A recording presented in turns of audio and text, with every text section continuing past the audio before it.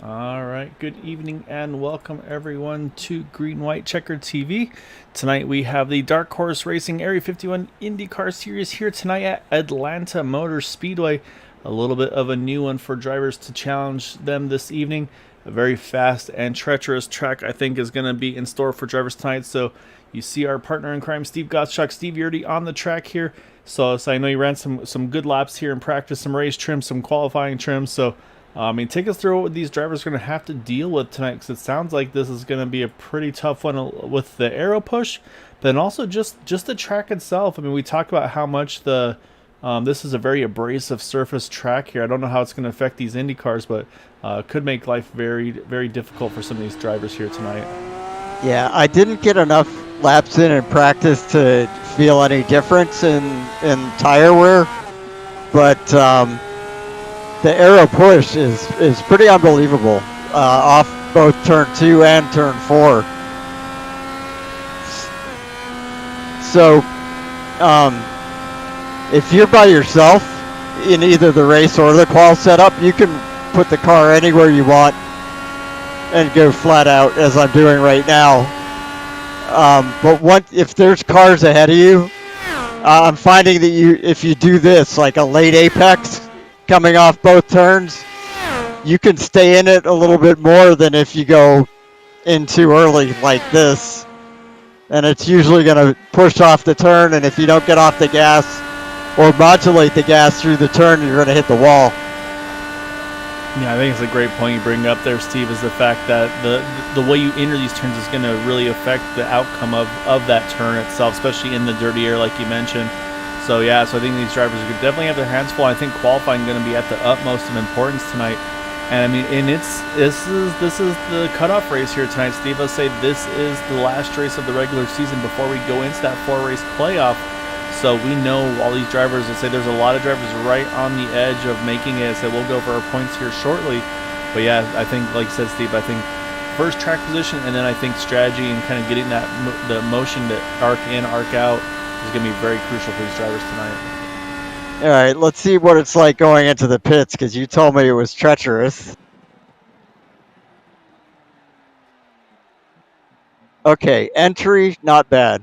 But exit, I can tell you, it is scary.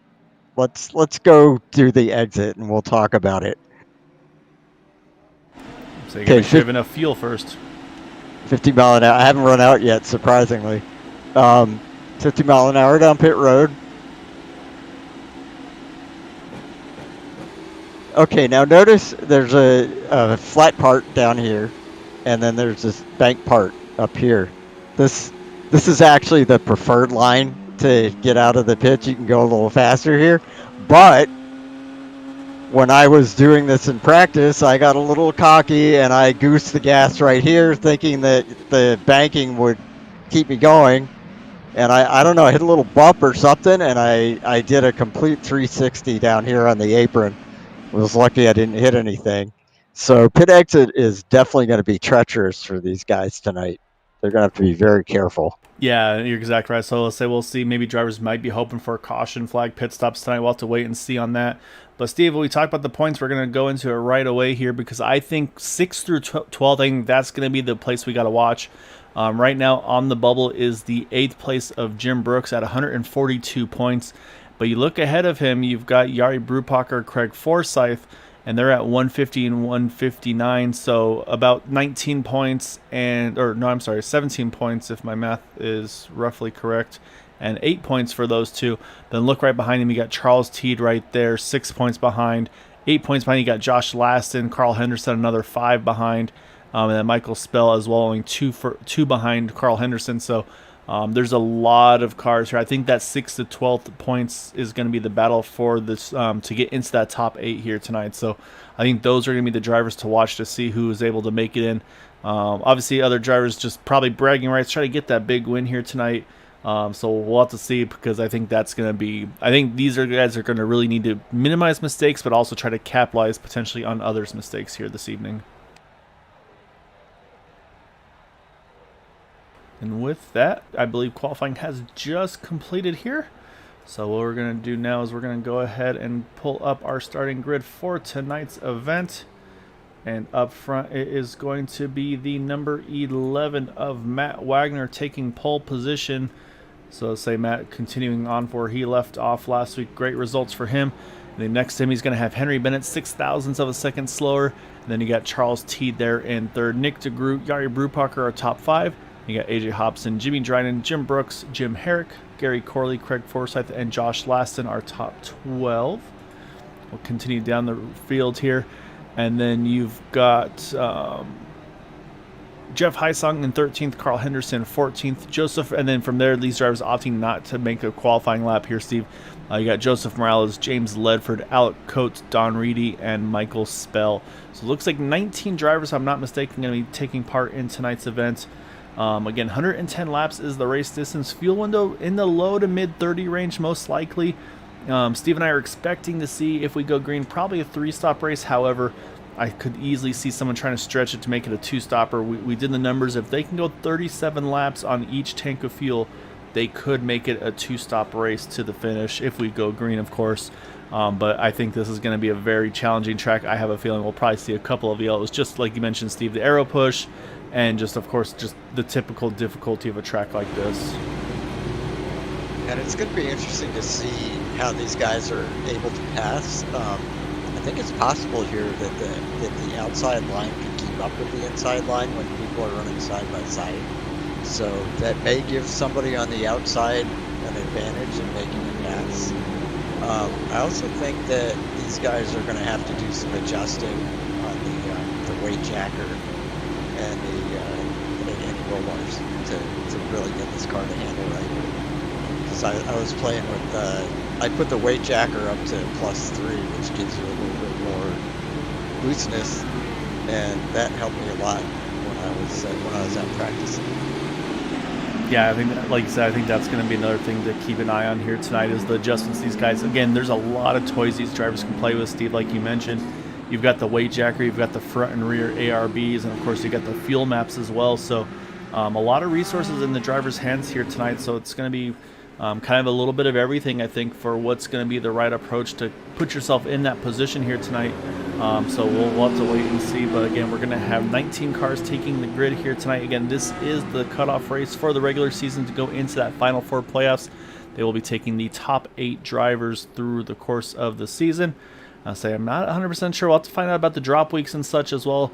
That might come into play here as well. But I'm sure a lot of these drivers are just hoping it's going to play out nice and clean. But I mean, we've seen that throughout the season, Steve. These things, there's not a lot of time to react to certain situations. So these guys are going to really be on their toes here tonight. Yeah, and speaking of reacting to situations, you saw me during practice trying to make an evasive maneuver on the front stretch to somebody that was spinning, and it caused me to crash. So yeah, it's going to be hard to avoid cars that are having problems ahead of you on this track. Exactly right. So as the green flag comes out, the first thing is they got to get through the gears. Hopefully no tire spin. So far so good. Looks like everybody's clean from green, getting through the gears. And they're going to head into turn number 1 for the first time. Matt Wagner leading the way over Henry Bennett. It's going to be Charles Teed trying to peek underneath that 007, see if he can grab second spot. And I say we're going to get right into the dirty area here, Steve. So let's say we're going to be able to find out very quickly how these cars handle. Yep, definitely. And that push is going to be there from the get-go. Matt Wagner, I know, he's in a thankful position right now because he's got clean air and he should be able to stay flat out all the way around.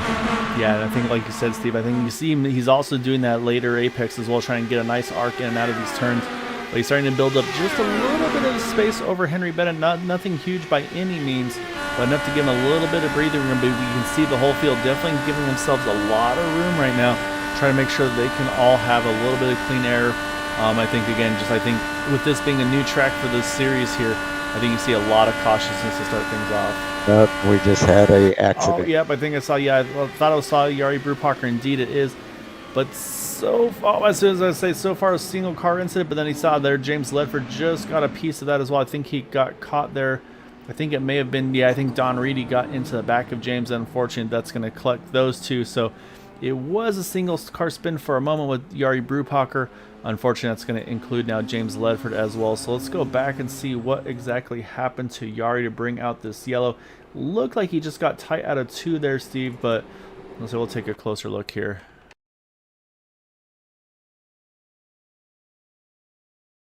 All right, so speed things up here. He had a little bit of help. All right, let's take a look as we head into turn number 1 and 2. And yeah, oh, you see, yep, right there, that 99 STP car. I believe that's Jimmy Dryden. Just keeps drifting up, gets that dirty air. I say Jimmy's not trying to get into him, but unfortunately, there's nothing Yari can do. Say just at some point, his car is going to get in the path between that 99 and the wall. And then, oh, actually, also a little bit con Josh Last, and looks like he got a little piece of that as well. Steve, you can see the right front end plate of the wing missing there. So you see the tire down as well, but I think that's probably one of those little glitches we see. Then we see right here as the drivers are trying to avoid the incident. You see Don Reedy just cuts low and then just was not able to jump quick enough to the top to avoid the 48, I should say, of James Ledford. That's what sends James around. But yeah, looking at Josh Laston's vehicle as well, because I want to see if his car, it actually looks like, oh, actually I'm showing the left front, maybe a little bit of suspension damage. Yeah, I think actually Josh Laston some left front suspension as well to that 09 car. So I say he also caught a piece of that as well, it looks like, unfortunately. That's a bummer. So that means a few people here are going to have to use their only fast repair. Yeah, it looks like a quick fast repairs for a handful. Looks like from 11th on back, Jimmy Dryden, the first of those, he went ahead and he pitted under this yellow.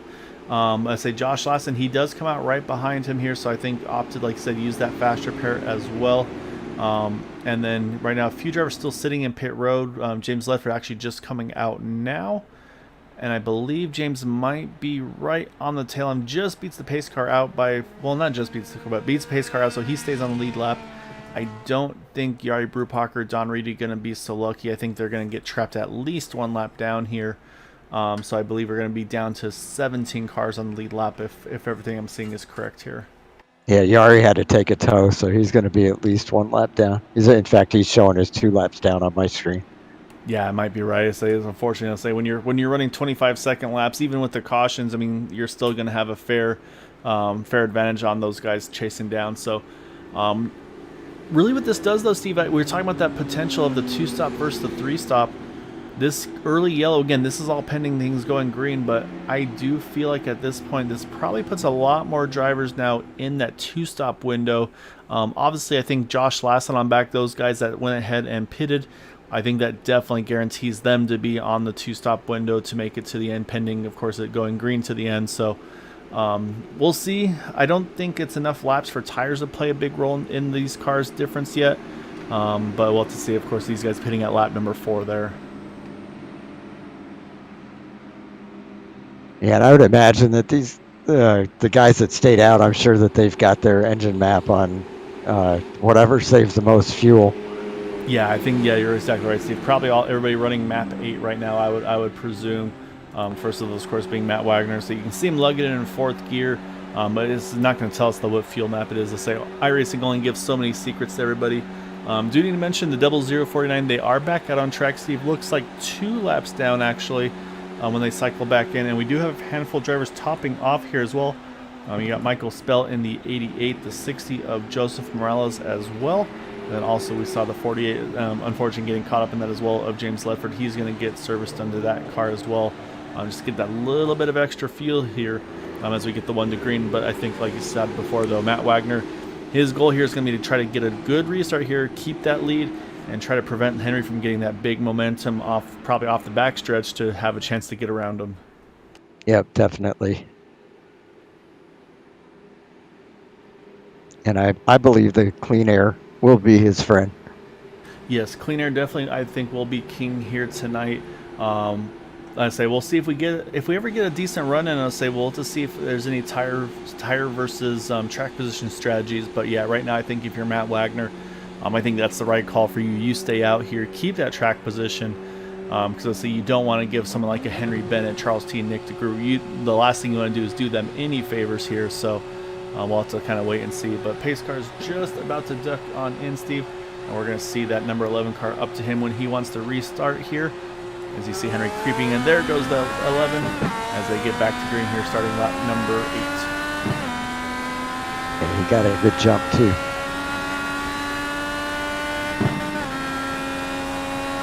Yeah, so far it looks pretty clean out the back of the 11, but you see right away though Matt playing a little bit of defense there, went a little bit low on exit. That way Henry didn't have quite enough run to try to get to the back of him. So that's going to allow Matt to hold the lead. But here comes Nick DeGroot here. He's going to peek to the outside. He's going to take that spot over Charles Teed. So move Nick now up into that 3rd spot. And it's interesting, he was able to make a pass on the outside. So I guess you can do it. I think it might also be about that timing of momentum as well. I think that could be a big role in this one as well. So we'll have to definitely keep an eye on that as the race goes on. But right now, again, you're going to see everybody start to stagger around just a little bit here. And I think it's going to be who can make the right adjustments to let that car drive the best in the dirty air. I think that's going to be where the success is. But I'm going to jump back because right now we got a good little battle here. We got Alex Coates there starting to try to fend off. I believe that was Josh Laston closing up on him as actually they're coming around the 40 of Jim Herrick. So they're both going to grab a spot around that number 40 car.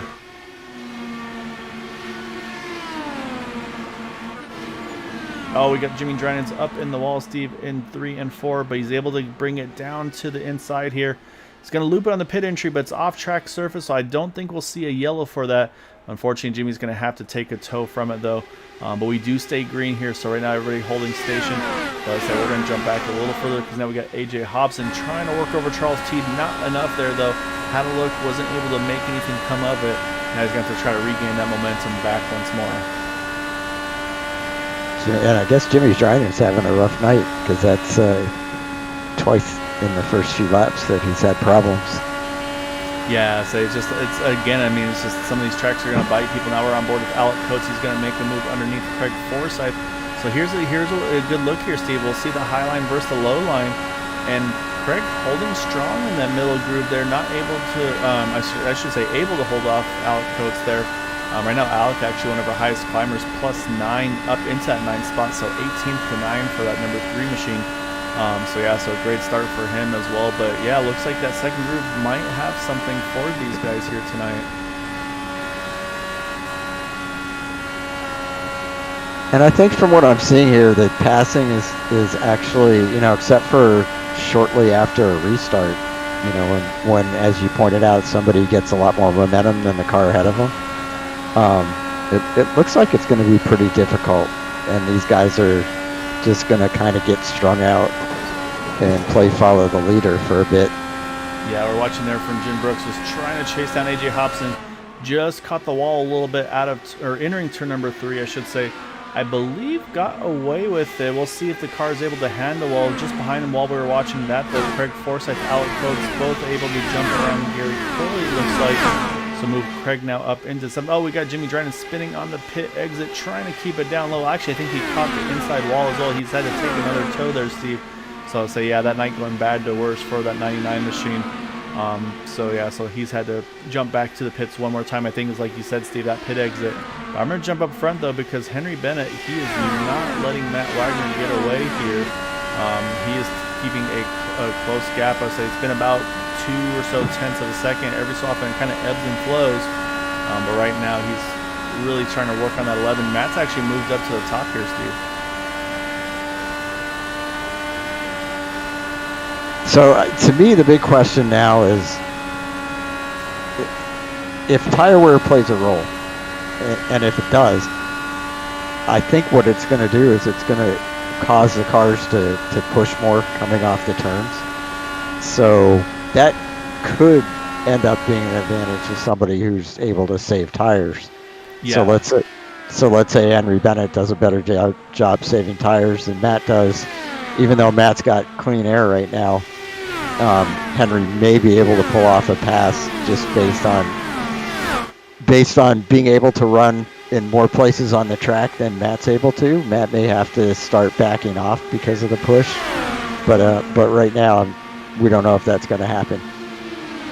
Yeah, that's a very good point, Steve, and that's where you saw there. Henry's fallen to about a half a second off. You could hear him. He had to lift off pretty audibly there to kind of regain that car in the dirty air of that number 11 car.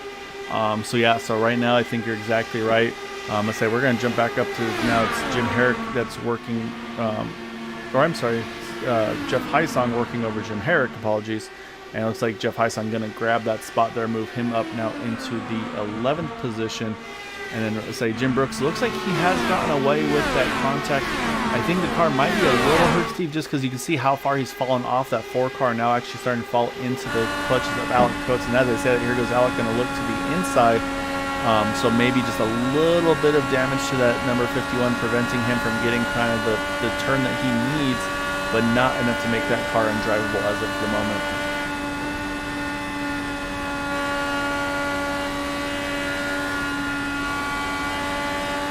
He's still able to hold his spot, but yeah, it looks like he's definitely losing speed on the straightaway.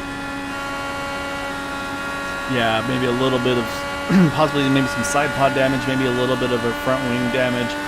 Let's say now it's that risk versus reward though. Do you want to save that fast repair? Do you need to use it here? Because you can see, like you said, Steve, it does appear like it's costing him speed overall. So it's going to be something that he'll have to kind of keep in mind, because that could come into play throughout the course of the race.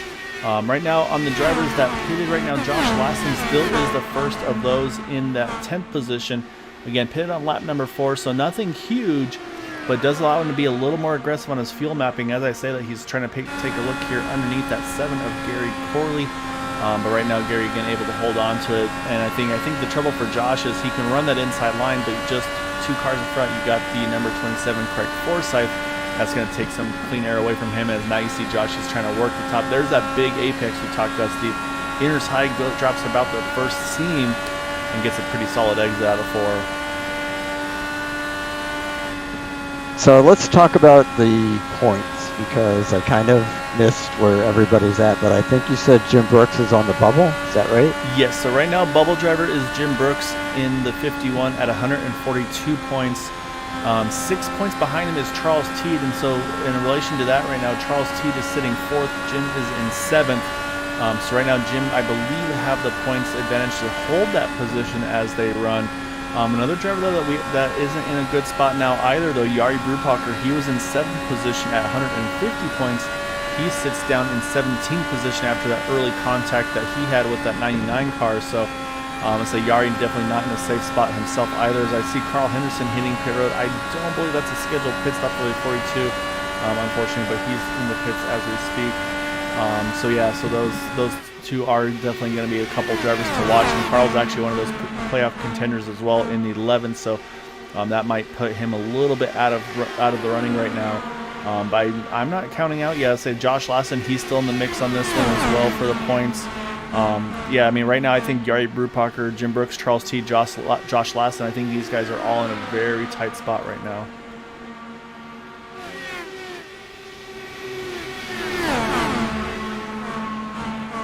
And up front, Steve, Matt Wagner, he's been able to build some speed here. He's now got about a 1.5 seconds over Henry Bennett. So I'll say either maybe Henry's burned off his stuff a little bit, trying to chase him down, not sure. But we've got a really good battle going here right now, right inside the top 10. We got Craig Forsyth right there. We got Gary Corley right behind him, Josh Lassen right behind him. And while they've been battling, it's allowed Jim Brooks to sneak just a little bit away, about a 0.5 second. But these guys are in a good little battle here with one another. I'm going to jump over to AJ Hobson, though, because he's got some pressure now from Alec Coates in that 3 car. Like I said, Alec is really on the move here, Steve. He is now plus 12 into that 6th position. If he can get this spot from the 4, that'll put him plus 13.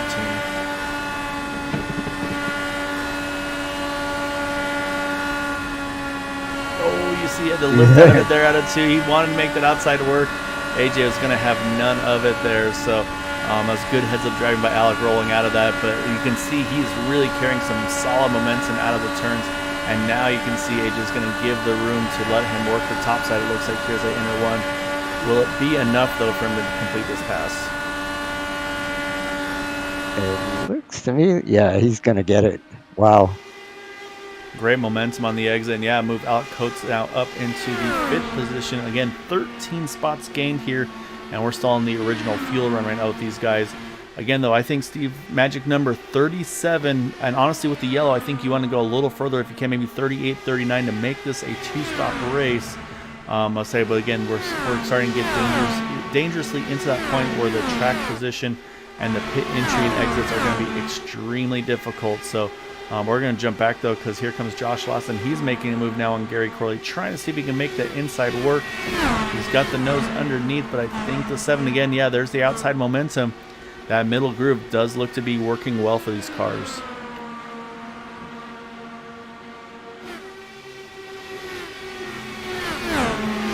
Okay, so Alec Coates just ran a 25.421. Let's see how that compares to the leaders.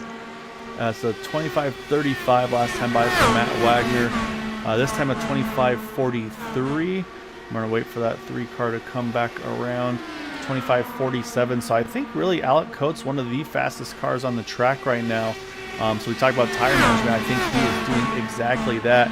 As now Josh Lawson able to work that outside, he gets around Gary Corley to move Josh up into that 9th position here.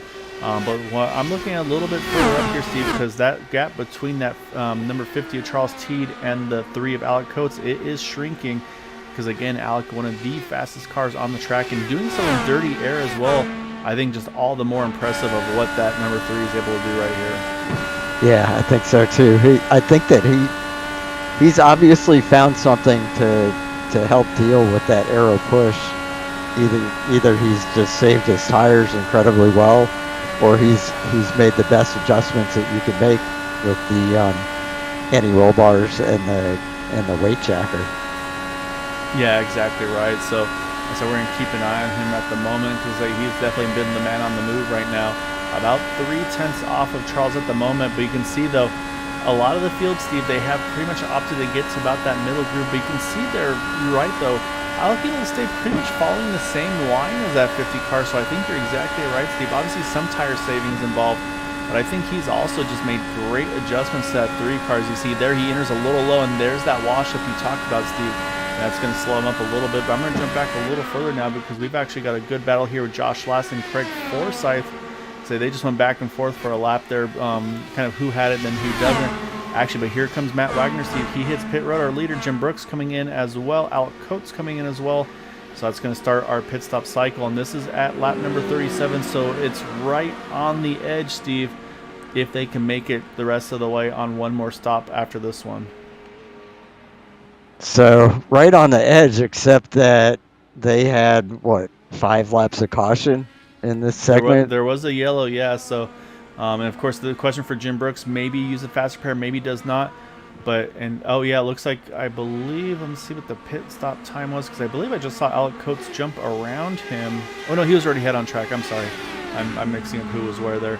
But what this has done is this puts Henry Bennett now into the lead. And now these drivers leading pit road, they got to be very cautious not to spin on exit. So far, so good for Matt and Alec. And it looks like Jim the same as well. And we're going to jump back, because here comes a big chunk of drivers here, Steve. You got Henry Bennett, you got Nick DeGroot, you've got Charles Teed. Somewhere in there, there's Charles Teed. So we've got a handful of those guys hitting. Josh Laston's hit pit road as well the lap before that. Apologies for missing it. So Josh on pit road as well. That's going to cycle now AJ Hobson in the 4 car to the front. And actually, Steve, I think something may have happened to Josh Laston, because right now he's got a long pit stop. Not sure if it's a pit penalty or if maybe something happened, maybe had to take a tow. Unfortunately, that 09 car has a long pit stop right now. Yeah, I'm kind of wondering why he pitted there, because he was one of the people, if I remember correctly, that... Yep, he was one that pitted earlier, yeah. So I think this is not a scheduled stop for Josh. Or maybe he was just running more aggressive. So I'll see if he gets going here at around the 48-second mark. That might be the telltale of whether or not it's a pit penalty or if it's something more. And at this point, this is looking like a tow, unfortunately, Steve, from where I'm sitting. And we just had contact between... was that Alec Coates? No, who's behind Alec Coates? Nick DeGroot. Oh, contact between the two of them? No, there's a yellow car just ahead of Nick DeGroot. I'm going to see who it is right now. Oh, we got a caution, though, out of turn number 2, AJ Hobson. He's going to take a quick tow to avoid any contact. And again, in the middle of the pit cycle, and look who has stayed out, Steve. He had yet to hit pit road. That's going to be the 88 of Michael Spell. Jeff Heisung also had yet to hit. Those two, again, they hit on that lap number 4. and this is going to work huge for them. It looks like we'll have to see for drivers that maybe were able to get their laps back or maybe be on the tail end. You see Michael Spell going around a couple of drivers here. I believe Matt Wagner just squeaked around there, preventing himself from putting himself a lap down. But I see a few drivers not sure where they need to be positioning themselves right now. You see 007 Henry Bennett. I don't know if he needs to be in front or behind, but actually, no, it's Jeff Hysong, it looks like, who's taking over as the race leader there. So right in the middle of the pit cycles there. So we should see them hitting pit road. We'll see a lot of wave rounds here. Let's go back, though, see what exactly happened to A.J. Hobson here, though. Oh, it's a pit exit spin, Steve. We warned about that. I said we saw it was going to be an issue, and it was all looking good. He was coming out of the pits. It looked like the car was holding pretty well, but you're going to see, I think, like you said, maybe just a little too aggressive on the throttle, and you'll see right here, there goes the back. It starts to kick out, and then at every driver, you're going to try to catch the spin. You can see the wheel fully locked to the right, but just isn't enough for him, and that's going to send that car straight up onto the racing surface. You see Charles Teed, he sneaks by there. Jim Brooks, I'm sure he's getting very nervous. He just squeaks by that 4 car as well. Craig Forsyth down to the inside, and that is the cause of the yellow there. And it looks like Henry Bennett, I believe Henry Bennett was the wave around recipient, so he's back now on the lead lap. We'll jump back live here. But it's going to be, our leader here is going to be the 88, though, Steve, I believe. Well, now I see Matt Wagner coming around him, so we'll double check our numbers here. Now it's showing Matt Wagner as the race leader. So we'll let this settle out because I'm not sure who is where, but either way, though, we have a lot of drivers on the tail end of the lead lap, starting with Alec Coates, going all the way down to the 48 of James Ledford. So a lot of drivers here are going to take that wave around. But it's going to be, it looks like actually, yeah, so indeed Matt Wagner going to be our race leader over Michael Spell and Jeff Hysong. Henry Bennett, the lucky dog, he's going to hit pit road now. A little surprised that Matt did not pit there, though, Steve. I feel like, again, he pitted 6 laps earlier, but again, maybe thinking all about track position, keeping that, and then also having a chance now to save that little bit of extra fuel here under this yellow. Yeah, I think that's definitely what he's thinking. So drivers that will still be a lap down, though, Steve, after this is all said and done, include Joseph Morales, Yari Brupacher, Carl Henderson will still be 1 down, Don Reedy 2 laps, and Josh Lassen, unfortunately, 3 laps down. Again, apologies, not sure what happened to Josh, but he is indeed 3 laps down. Actually, while we have a moment, I'm going to go back and see, because you mentioned also some potential contact between Nick DeGroot and who is the other driver, Steve? It was Joseph Morales. Lap 39, just at the beginning of pit road. I believe what happened was that Joseph was slowing down to go into the pits, and Nick DeGroot came up, flying up on him, probably not knowing that he was doing that, and had to take an evasive maneuver. And it kind of looks to me like either Nick's left front tire hit Morales's I see it now. rear, or it was a net code. Yeah, we just went back. We saw it right there. Yeah, that could have also been a major issue there. So, we'll just see also now about Nick DeGroot. Does he maybe have some lingering damage that we're not aware of? Is he actually? We're going to jump back live because here come all the wave round cars trying to get back in position here, but they're going to restart behind as well the lap down cars. So they're going to have a lot of traffic to contend with, but it's going to be our top 3 are our top 3. You've got Matt Wagner, Michael Spell, and Jeff Hysong. And then its next car in line is going to be Henry Bennett. There are a few cars behind the leaders there. It looks like 3 lap cars in between himself and them. And then here come all those wave arounds as well. So to me, though, Steve, the 3 in the best positions right now, or actually 2 in the best positions, Michael Spell and Jeff Hysong. They pitted under that yellow. They have brand new tires. Matt's going to have a little older tires, about 6 less laps of fuel. So this could get interesting here because we're going to restart coming to lap 46. And I believe they should, like I mentioned, I think they are good to go on 1 more stop to the end, depending on how aggressive they are. But the pace car is in. Now we're going to watch that 11 car. And he is down and away as we get back to green here, starting lap number 46.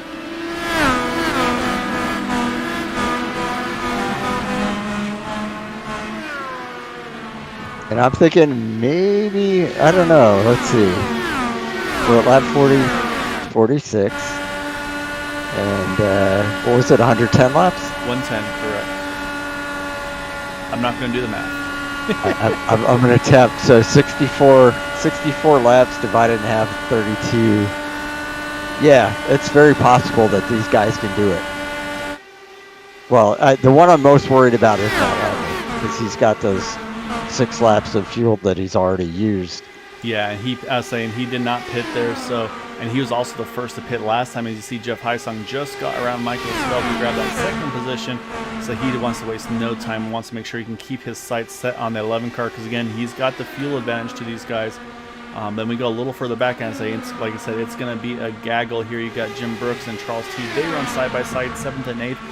Again, this is 8th and 9th in the points going into tonight's race. And then ahead of them, you see Alec Coates right there, not too far behind Nick DeGroot. Henry Bennett's right there. So I say those wave rounds, they are all bunched together here and all pitted within the same lap or so. So not a huge tire difference. But it does look like that 51 Steve, a little more pace out of Jim Brooks, so I'm thinking if he did have damage, the damage has been resolved. The question, of course, is whether or not it's either a fast repair or not. So, but again, if that's the case, he's going to have to be very cautious the remainder of this race. And fortunately, at least for now, he's kind of in a open space, at least as far as the people ahead of him go. He's got some breathing room there.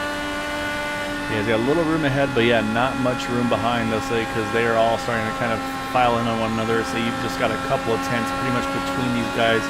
You see Gary right on the rear wing of Craig Forsyth. Craig about 3 tenths off of Charles.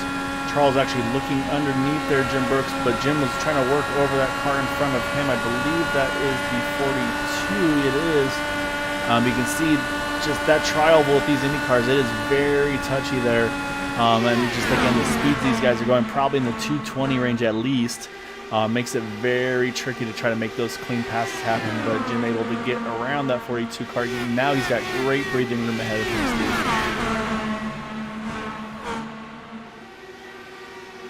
However, I'm going to jump back up front though, because Matt Wagner, he's got some pressure now on that back of that car. He's got Jeff Heisong just 2 tenths of a second behind again. And I think this is a great move here by Jeff as well. Don't let Matt just cruise here. Make him burn that fuel. Make him run full, Rich.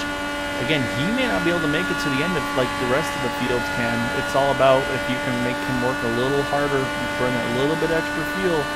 Maybe put that 18 car in the catbird seat here.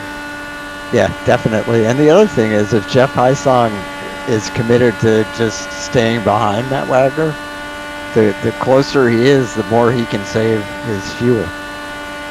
Yeah, exactly right. So right now they're holding pretty steady.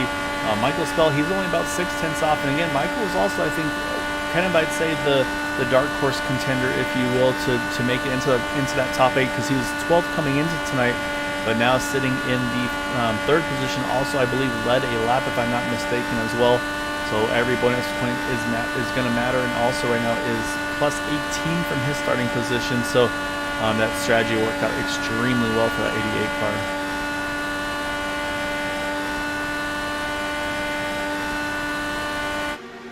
Everybody's spreading out a little bit here, Steve. So I'm going to do a quick run through the field here. Obviously, our pole setter, Matt Wagner, still sitting on the front here in that 11 machine. Behind him, you got the 18 of Jeff Heisong. He has gained 11 positions so far this race. In that 3rd spot, you've got the 88 of Michael Spell. Again, also with that great pit strategy, that's jumped him way up the running order as we just crossed the halfway point. In 4th, our wave around driver getting the lucky dog was Henry Bennett.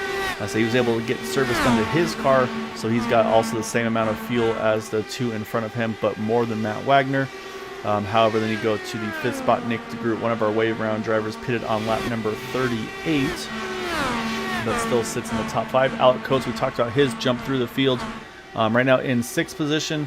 He pitted on 36, Steve, same lap as Matt Wagner, also one of the wave around drivers. And then same thing goes for Jim Brooks, also lap 36, one of the wave rounds as well. He sits in 7th. And then you got Charles Teed in 8th, pitting on lap number 38.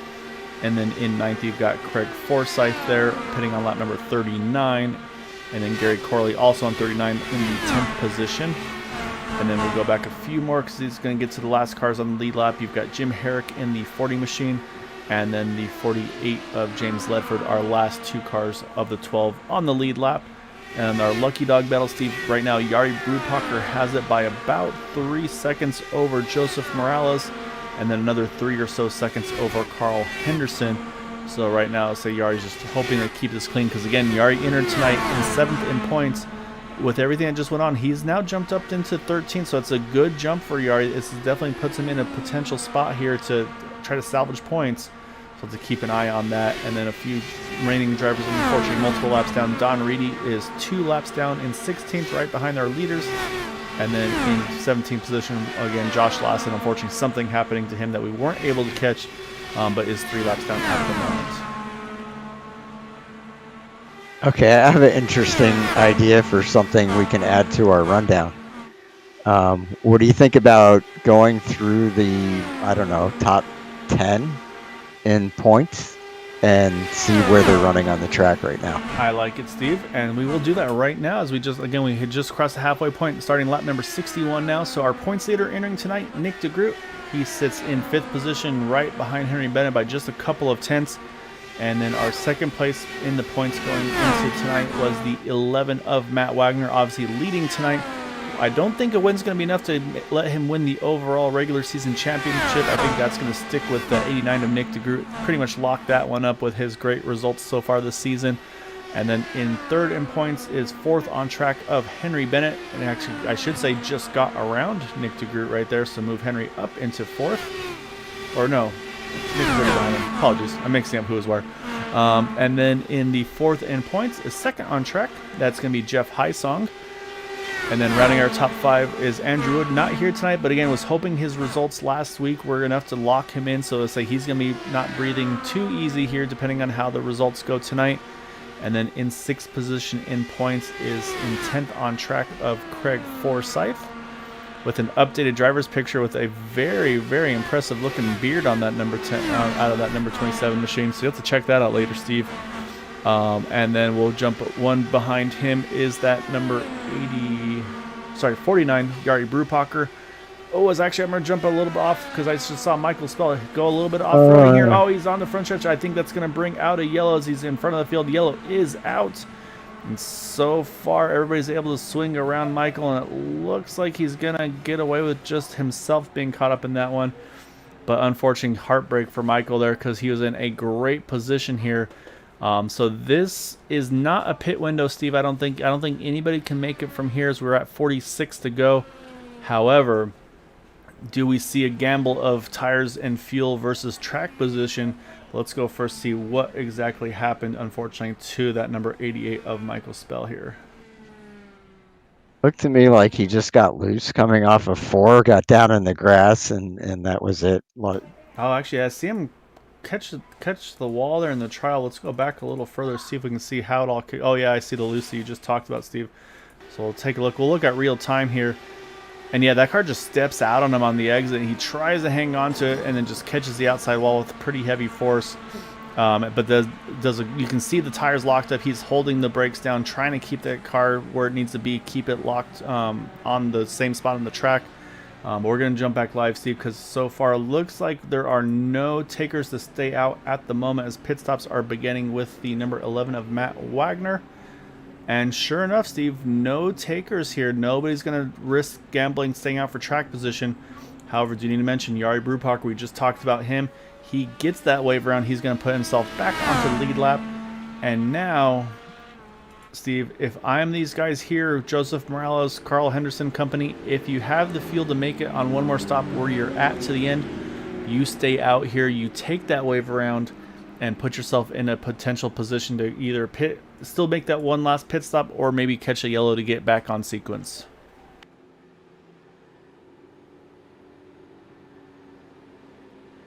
And basically everybody's going to have to make one more pit stop. Yeah, exactly right. But it's gonna be close though, Steve. I mean, we're at 45 to go. We talked about 37 being the magic number to make it to the end. So at this point, these guys are maybe about 8 laps short as they run. If they go fuel save to get to that number let's say maybe 12 laps short if they go full rich and pit around lap 33. But this opened up some opportunities here, and unfortunately, this looked like the 09 and the 42 are hitting pit road. It did show Carl Henderson had been a while since he had last pitted, so I think he had to pit there, unfortunately. But this could still work out for Carl, because I believe, indeed, Joseph Morales, he's going to stay out here. He's going to take that wave around. He'll get back on the lead lap, and that'll leave Carl and Don Reedy as the only two drivers one lap down battling for that position. And Don Reedy last pitted, Steve, on lap number 41, so he does not have a lot longer before he would have to make his final pit stop. So do we think that he's actually going to try and pit under this yellow, or? I think the 00 is going to stay out, go from 2 down to 1 down from what everything I'm seeing here, from what it looks like to me. So, and need to mention up front, though, it's Matt Wagner, Jeff Heisong, Henry Bennett are the top 3, and then Nick DeGroot, Alec Coates rounding out our top 5. But yeah, from what I'm seeing, Steve, though, it looks like Joseph Morales and Don Reedy, from what I'm seeing, it looks like they're going to stay out here to get that wave around, which will put the 00 from 2 laps down to 1 lap down.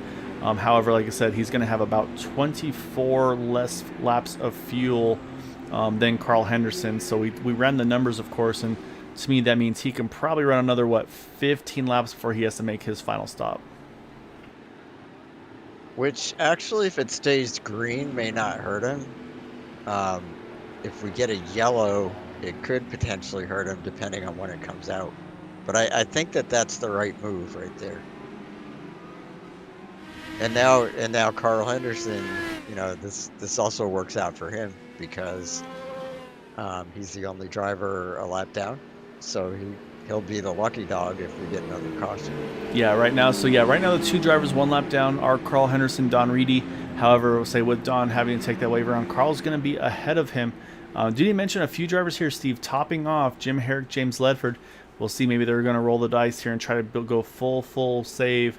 Actually, I apologize, as they're also missing 27 of Craig Forsyth, and we know Craig is always one to gamble as well. So can they go 42 laps on fuel? I don't think so, but can they do something different, however, and maybe put him in a position to, again, we saw a couple yellows during a pit stop cycle before, maybe that does the same for them and they can just run as far as they can. So it's all up for grabs here, Steve. We're going to restart this one with 42 to go. It's going to be yet again the 11 of Matt Wagner leading Jeff Heisong, Henry Bennett, Nick DeGroot, and Alec Coates as the pace car tucks on in. It's going to be that 11 has control of the restart, and we are back to green, 42 to go.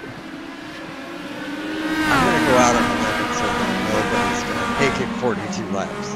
Oh, it may not be 42 laps because a quick yellow here, Steve, and it looks like, Charles Teed involved, Steve. And he was one of our drivers right on the bubble. He was the 9th driver in points. Car looks from the back, looks okay. Let's take a couple other angles. Everything looks okay for Charles here, but brings us back out on the yellow. So let's go see what happened here to Charles on this restart, and is his car okay or not. So let's take a closer look here. So you see the 50 car. He's right behind the 51 of Jim Brooks. You got Gary Corley to his back as well, and it just steps out on him, Steve. You can see it kind of cut to the right. He tries to catch it, and then just loops it back around to the left. I think that's just the quick reaction to make sure you don't catch anybody up in your spin there. And it looks like after all that, it's going to just be that little solo spin. So I mean, that's that's great for Charles. In fact, no damage, anything like that. And the other thing is, I think now this really opens up the fuel window, because I think this could get very interesting on pit strategy here. Yeah, now definitely I agree with you. Everybody's going to be running fuel map 8, saving all the fuel they can possibly save, and I would say there's a chance that some of these guys are going to be able to make it. So far, no takers. First taker is going to be the 48 of James Ledford. He's going to come in here and actually see if that quick yellow, I believe, is going to be a huge break for the 42 of Carl Henderson, and indeed it is. There he goes. He's going to get himself back onto the lead lap in that 42 car. And I'm going to go out and also say this is also a big break for Don Reedy, because, again, he took that wave around the last time by to go from 2 down to 1 down, and now he can pit here. He'll be the only car 1 lap down, and that'll put him in a great position if we get another yellow to get himself back onto the lead lap as well. Oh, there we go. That's what I missed the last time. I thought he and Carl were both 1 lap down. So he was. Oh, yeah. So that's going to bring us to 11 cars back on the lead. Oh, I'm sorry, no, not 11. 14 cars on the lead lap there, adding the 42. Also need to mention, of course, the 50 of Charles Teed. He did hit pit road as well. And honestly, I mean, again, this could be one of those situations where something that bad that happens to you, a little mistake, could wind up being a benefit for you in the long run. Because again, we're at 40 to go here. I think the pace car is going to go around one more time before we get the lights off. And that would put us at a restart with, if I'm not mistaken, 38 to go, Steve. Actually, no, I think we're going to come across here to 39 to go. I'm saying my math is all sorts of off. Yeah, 39 to go. So, yeah, lights are still on. So, Steve, I think we're going to restart this race with 37 laps to go. That was our magic number for that 2-stop race. Does that come into play here tonight? I think definitely, but I don't know. I think that the guys that stayed out have enough laps that they're probably still going to have to try and save fuel under green. And if it does come to that, the guys that just pitted under this caution, I think, are going to have an advantage. I am in complete agreement with you. So the drivers that pitted the first time around were the 60, the 48, and the 50. That's Joseph Morales, James Ledford, and Charles Teed. This time around, we saw Craig Forsyth, Jim Herrick, Yuri Brupacher, and Carl Henderson all hit pit road. So the ones I want to watch now, though, are going to be, do we see anybody top off here on this 1 to go? So we're going to be watching the pit road entry here to try to see if we can take a better look at it. So that's not the right one. That's the right one. So we're going to see who makes the sharp left here. It's only going to be those that pitted that first time. If they didn't pit those first 2 times, they have to stay out here. Do we see any takers? And indeed we do, Steve. Here comes Joseph Morales. Here comes James Ledford. Here comes Charles Teed. Yuri Brupacher's coming in as well. So we're going to have 4 drivers that also top off to get that absolute max of fuel. So I think these guys are making their bed. They are not going to pit one more time.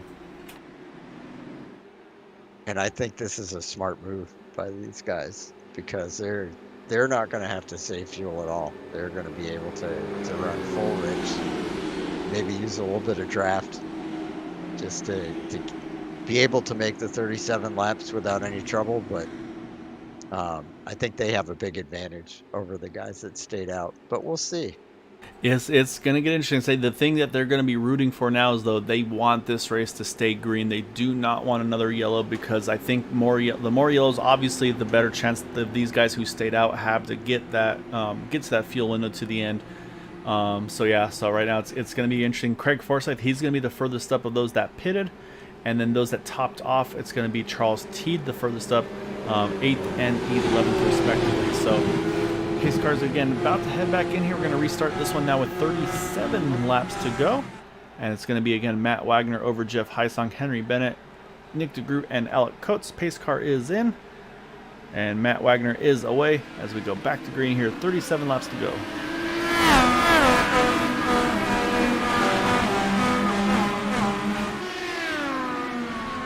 One disadvantage that Matt Wagner is going to have for the rest of this race, if we stay green, he doesn't have anyone to draft off of. So he's going to burn more fuel than any other car on the track. I would say, I'm going to say 2 more yellows that Matt Wagner would need to be able to make it to the end as it sits. I don't think he has the fuel to make it again. He last pitted on lap 65. We're on 75 now, so let's say with the math there, say that's 46 to go when he pitted. Yeah, I just think that's going to be too far of a stretch. So we'll see. So I shouldn't say we, but I've been wrong plenty of times before. So we'll have to wait and see as this race unfolds. But right now he's got just about a half-second lead over Jeff Heisong. Nick DeGroot and Henry Bennett there closing the gap though on that number 18 of Jeff Heisong. And again, watching the drivers there that top off right now, not a lot of changes. Still looks like Craig Forsyth holding solid in the 8th spot. But I think, and you look at the gap right now between that number 27 and the 7 of Gary Corley, I think that tells us everything you need to know here, Steve. I don't think he's going for any outright speed right now. I think Craig's just going for absolute full fuel save. So you think even though he pitted on this last yellow, that he's still going to save fuel here? I think they have to, Steve. I think full rich was most likely probably going to be about 33. I would say I'd say low 30s. I think to get to that 37 lap mark, I think there will need to be significant fuel saving, and I think that's what we're seeing out of Craig Forsyth right now. I'll say we will jump a little further up though, because Gary Corley, he's starting to put some big pressure on that 51 of Jim Brooks. Again, these are the last 2 cars who did not pit under that previous yellow, so right now they're in the same strategy of our top 5 as well. So say they, of course, are probably hoping to see a timely caution to put themselves in the mix as well.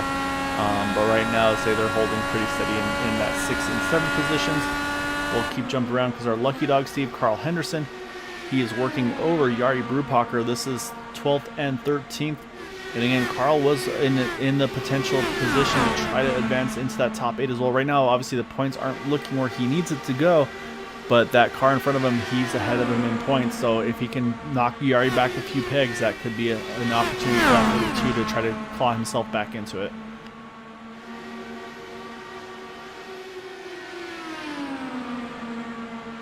And we know from last week that Carl can be pretty darn fast in these things, especially when he decides it's go time and the guys ahead of him are trying to save a little bit of fuel.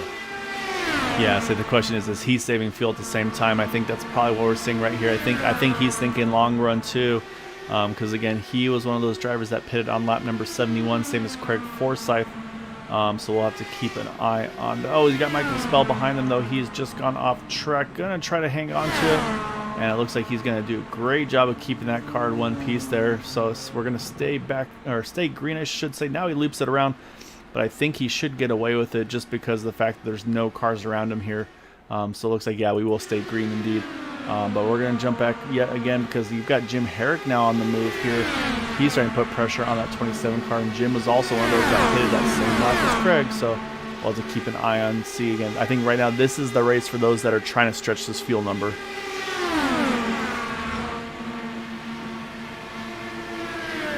Michael Spell's car just took off to the left in the middle of the tri-oval.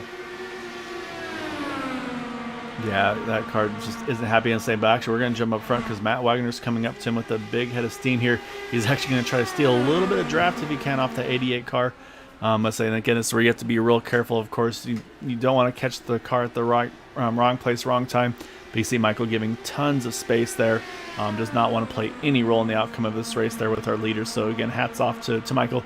Kind of bummed to say that he's in this position. So I was really good seeing him up front there in a great position. So we're going to jump back a little more because now in that mix, we're talking about the 40 Jim Herrick. Here comes Charles Teed here, Steve. He was one of those drivers that he topped off on that one to go. I think he's a little worried that these guys are falling too far off the back. And this actually might even be one of those things where it's a fight right now for who basically, none of these guys I think want to lead this group. I think they all want to save fuel. I think Charles Teed said, you know what? I don't want to lose this much gap to the guys up front. So he's putting down some big laps right now. Going to try to close that gap to Gary Corley. But with all of that they were doing there, Steve, they've fallen to about 2.5 seconds between the 50 and the 7. So we'll see if Charles can claw it back to, and it looks like he's actually working pretty quickly here. He's already gained a couple tenths on Gary that last time, through that last turn, I should say. So yeah, so it's going to be very interesting to see. Maybe Gary's going to go aggressive, catch the back of those guys, and then go back to full fuel save. Well, with that kind of a gap, I mean, Charles Teed is not going to be able to save any fuel if he's trying to catch those guys. Exactly right. I'd say right now, and this might be one, again, this is that risk versus reward. Maybe he goes aggressive now and then tries to maybe gain back what he lost catching it up because, again, I think just the strategy with these guys behind, they're going full lean here, maybe losing too much time in order to try to run that fuel number to the end. So the other driver that I'm noticing has fallen way off here, Steve, Henry Bennett. Is Henry trying to throw a Hail Mary here? Can he make big fuel numbers? Because we know Henry's very good at strategy as well. But I don't know if he can save that much fuel tonight in that 007.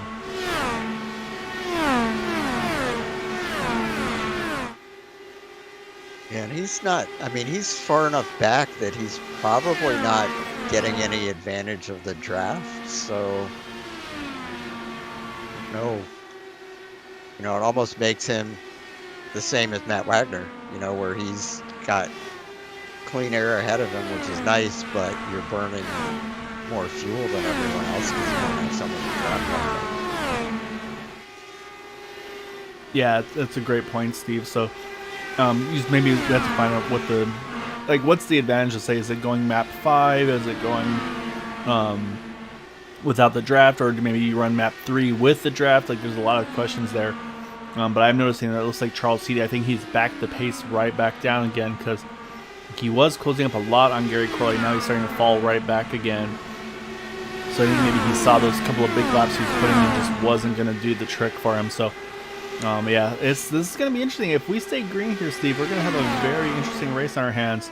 But we got actually really big battle going on now. Look at this. We got the 18, we got the 007, we got the 3, we got the 89, all closer together here. Jim Brooks is right there now as well.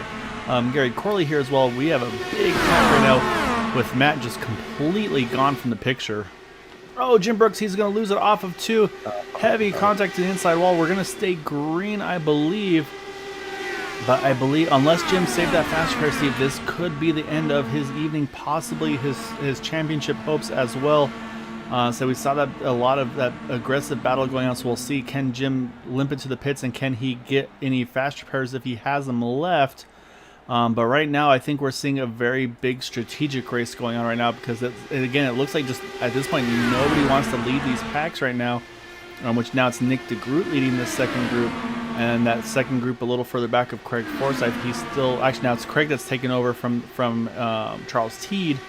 So yeah, we'll have to wait and see. But I'll say we're gonna watch Jim Brooks real quick. Does that car get a fast repair? Steve, it's not looking like it. That car's still sitting on the jacks here. And unfortunately, I think that answers our question. No fast repair remaining on the 51 car. This could be, unfortunately, the end of the championship hopes to make that final 4 races for that 51. Shame because he was having a really good race, and it's to me it's kind of funny watching these guys that are all over top of each other here from Nick to back. This is a very strange race right now. I'm sure that what they're doing is, balancing between being aggressive and saving fuel. But what they're also doing, Steve, is they're now letting these guys, we talked about Craig Forsyth, Charles Teed, I think they realize, hey, this may not work out for us. We got to back our pace down. And now Craig Forsyth, he's only about 1.2, 1.3 seconds off Gary Corley, right on the edge of his draft. But while they've been doing this, Matt Wagner, he's just gone. He's got almost an 8-second lead now, Steve. He's running about 0.6 of a second faster than Nick DeGroot and the rest of the field here right now. I mean, he's basically just picking them up and putting them down. And see, Jim Brooks, he's actually able to get repairs, looks like, done to that 51 car, heading back out on track. Unfortunately, though, 17th position. So it's really going to depend, I think, on where his challengers behind him finish, which Charles Teed was the closest of those, and he sits 8th, so obviously easily enough for Charles to leapfrog him. But yeah, I mean, look at this, though. Craig Forsyth, he's now in that draft, Steve. But the question is, Craig, does he go on the offensive? Does he keep saving? There's just so much strategy that's going to be coming to play here. And I think James Ledford, the 48 car, I think he's had a moment trying to find where James is. He's off the track. He's trying to limp this thing back to the pits. He's actually out of turn number 2. I think he's just going to pull it down here and take a tow. And so that's going to continue this race to go under green. And we're about to have a caution. Oh, okay. Gary Corley in the 7, you're right. They're trying to keep it green still, Steve. It looks like he's going to get it off track as well. So we're starting to say, who's down there with him? Oh, it's the 48 James Leder, okay. So these two drivers trying to limp these poor cars back to the pits. I say Matt Wagner's still just putting down monster laps right now compared to the rest of the field. But yeah, right now it's just chaos here from Nick DeGroot on back, Steve. Now it's kind of settled in a little bit. But actually, Craig Forsyth, he's actually fallen back. Oh, Craig Forsyth, he's missing the front corner of his front wing, Steve. Yeah, that was So he's had contact with the 7 car. Yeah, that was what caused the Gary Corley to hit the wall. And I think it was kind of an accordion thing that caught Craig Forsythe off guard. So now the question is, now it's Jim Herrick who's going to take the lead over of those that pitted under those last yellows.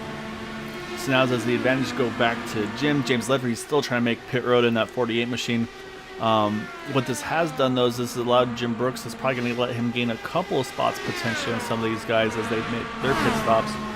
Again, I don't think it's going to be enough as they run, but now it's going to be Jim Herrick, though. He's going to be the first of those that pitted. He's going to now be up to 6th. Charles T down moves up to 7th. Yari Brewpacher is now up to 8th. Again, all these drivers were definitely right on the fringes of the points here, so it's going to get interesting here. And also Nick DeGroot, he's about 7 seconds off of Matt Wagner. He's got Jeff Heisong, Henry Bennett, and Alec Coates. But again, they did not pit under those yellows, so we're at 9 to go already, Steve. Matt Wagner, he has no choice. He's just making fast time after fast time. I think he knows at this point that he just has to hope for a yellow and see how it all shakes out. But I think we're going to see that 11 car probably hitting pit road, not the too distant future. Matt Wagner's running. He's running 25 threes. Nick DeGroot just did a 26.0. So 0.7 seconds faster. Yeah. Matt's running basically at 0.3 of a second faster than these guys. And oh my, Steve. Oh no, I'm sorry. It's 25.75. I thought I saw the number wrong. I thought it was like 3 seconds faster that last time by. But yeah. Here he comes. It was a pretty quick entry. I think he probably got down to speed. But now the question is he the only one that's going to have to pit here? Does he just, at this point, does he just feel like that was the only opportunity he had? He just basically went full aggressive and maybe hope for a yellow. So we'll see. Now the question, of course, is going to be the rest of the field. Are they going to run themselves out of fuel? The one perk Matt has here is he should be able to get service done and get back out, probably without losing a lap. We'll wait and see there, because as he comes out of pit road, here's Nick DeGroot coming out of 4. And now it's Nick DeGroot, Steve, who's kind of running away from the field here. He's got now a 2.5 second lead over Henry Bennett, as Nick is going to indeed put that 11 car 1 lap down as he comes around. And I'll say now for Matt, he's going to have to just try to pick up and go, and he's going to have a huge horde of cars here chasing him down. You see Henry Bennett, and it's going to be Henry going to try to probably steal some draft off that 11 car.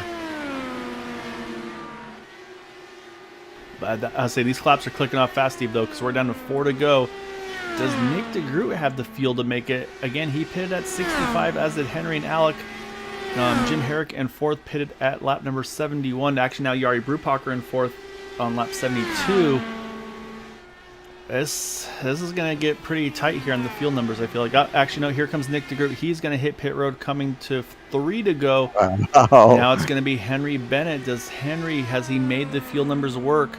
3 laps to go here at Atlanta. And can the drivers behind Yari Brewpacher, he's going to now move up to 2nd, Steve. Can Yari catch Henry?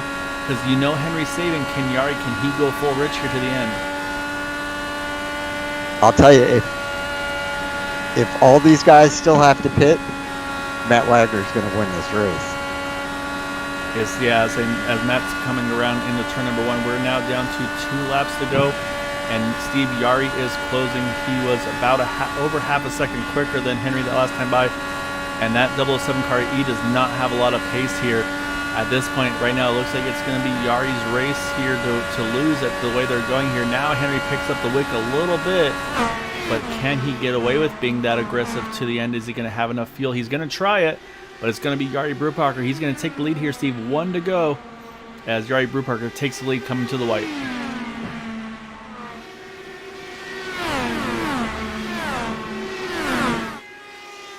Out of 2, you see Henry's going to try to drop low. Jim Herrick's going to try to pick up the draft. Can Jim jump into that 2nd position? It's looking good for Jim as well. Does he have enough fuel? Is he starting to sputter, and Steve? Henry's out. He's out.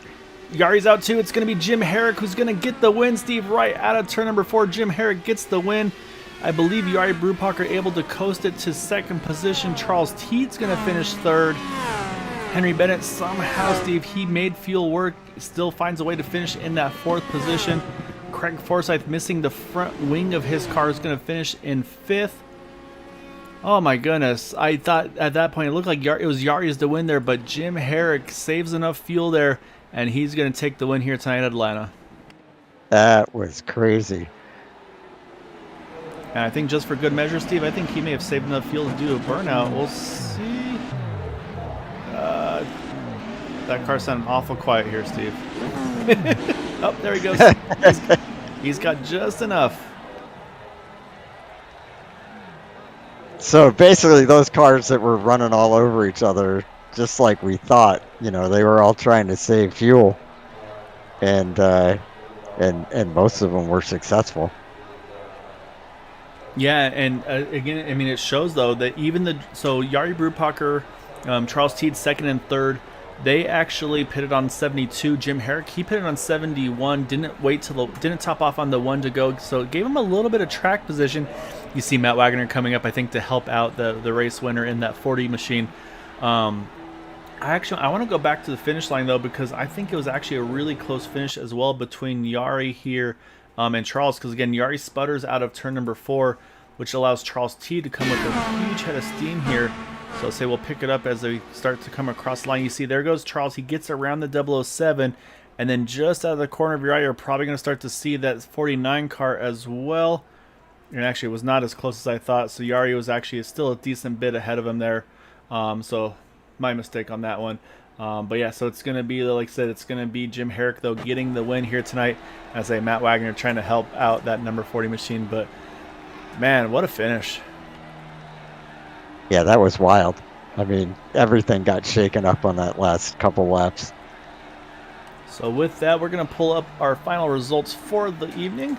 It's going to be Jim Herrick getting the win over Jari Brubacher by about 0.4 of a second. Charles Teed in 3rd by 0.8. And then Henry Bennett somehow making the fuel stretch to the end in 4th. Craig Forsyth missing his right front end plate of his wing, still gets a top 5 as well. And then you got Alec Coates. Carl Henderson rebounds all the way to 8th. Steve Matt Wagner, unfortunately, that late pit stop, he's still able to grab 9th. Then you got Nick DeGroot in 10th. Don Reedy in 11th. Jeff Heisong, Gary Corley, Michael Spell, Josh Lassen are top 15.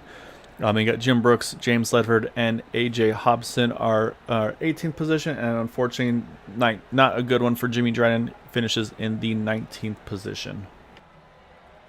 So what do we think this did to the points? So on the point side of things, Jari Brubacher, we know he's safe. I mean, with a great result like that. Craig Forsyth, I think he's good to go. I think at this point it's going to be now Charles Teed. I think Charles jumps into that 8th spot, leapfrogging the 51 of Jim Brooks back to probably at least 9th position. Just again, the difference between those two going into tonight, it was 142 points for Jim, 136 points for Charles. Charles finishing in 3rd, Jim finishing in 16th. I think the numbers there should be more than enough for Charles to grab that that final spot in the points. I'll keep an eye while we pull up our interviews to find out exactly how it's going to shake out, but we got to chat with some drivers here. Let's do it.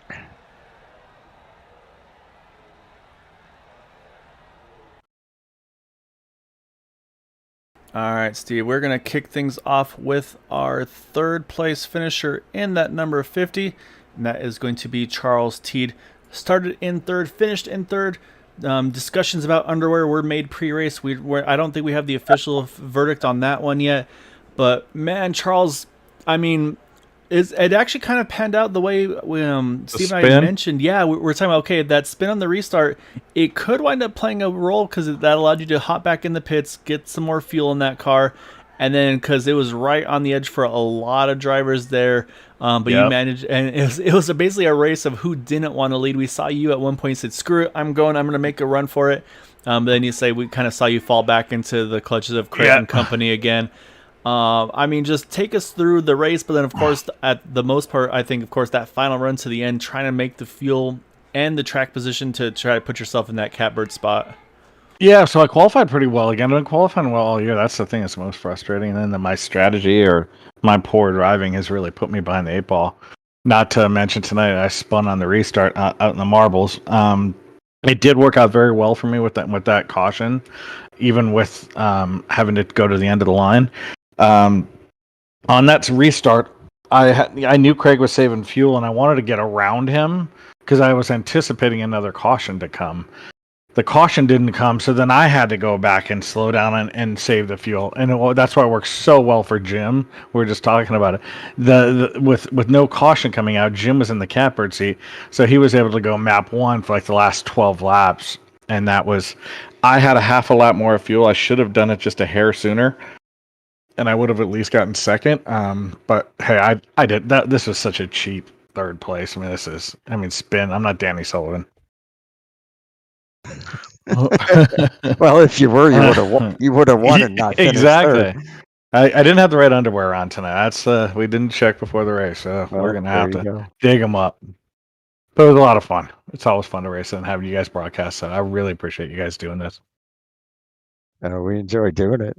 It was a fun race to watch tonight. I mean, just trying to figure out what you guys were all doing. Yeah. What was it like when you and Craig and finally caught up to the guys ahead of you? Because you had like a group of 7 or 8 cars, and you could tell like everybody was trying to save fuel, and you were running all over top of each other because nobody really wanted to pass.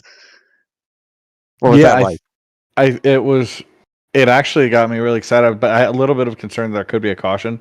But it mostly just excited because I knew we caught the pack then. I knew we were racing for the win because I knew they were all. I don't know how Henry got it even to limp across. The guy's just a freak on fuel saving. But I knew it was really going to come down to the 3 of us for the win. It was Craig. Craig had some unlucky moment there with him and Gary having contact. That caution would have been really interesting because half the field would have pitted and the few of us would have been good on fuel with them behind us. I didn't really like the car in traffic. It was really hard for me. I don't like a pushing car. So I ended up at like +7. That's what made me spin. I still had it at +4 on the restart, and that thing just was like I was on ice on this restart. So nice finish. Undeserved. I definitely deserved. Just laid out a smart strategy there and ran well. Yep. We'll take it. I'm not giving it back. We've had some really good runs that haven't gone our way. Last week at Michigan, I let half the field go by trying to save fuel, and then I realized it was impossible to repass them. And so that was another brilliant move by my crew chief. So yeah, it's been interesting. What was it like trying to pass people tonight when you weren't saving fuel? It was tough. Nick went by me. Nick is absolutely a magician. I think it was on like right after the first caution. He just went right up to the Larson cushion on the top of 3 and went right around. And I'm like, I don't know how he does this. I don't know if I passed 3 cars all night if someone wasn't letting me pass. It was the push at a half a second was really tough, and that plays exactly into what I'm the weakest at as a pushing car. A lot of these guys are much better at that than I am. So yeah, it was tough. I was playing around with that in practice, and wasn't it? Yes. Yeah. Man, the second you wouldn't know it even, and all of a sudden you're just washing out to the wall off of 4, and it's like, oh god, don't hit the wall. Oh yeah, I figured that out on my second lap. Pit entry was interesting. There's a lot of action there. It was I didn't think it would be as fun to race, but it was actually fun with the group. I think it would be nice if you could legitimately run 2 lines, but such is the life with this new tire model that we're racing with. So hopefully they fix that one of these days. And of course, obviously the big thing tonight being the last race of the regular season. You were 9th going into tonight. I believe it was 4 points out of lead, if I'm not mistaken. But obviously with Jim having some troubles in the 51 car, we saw, unfortunately, he caught the inside wall. Had to burn the fast repair.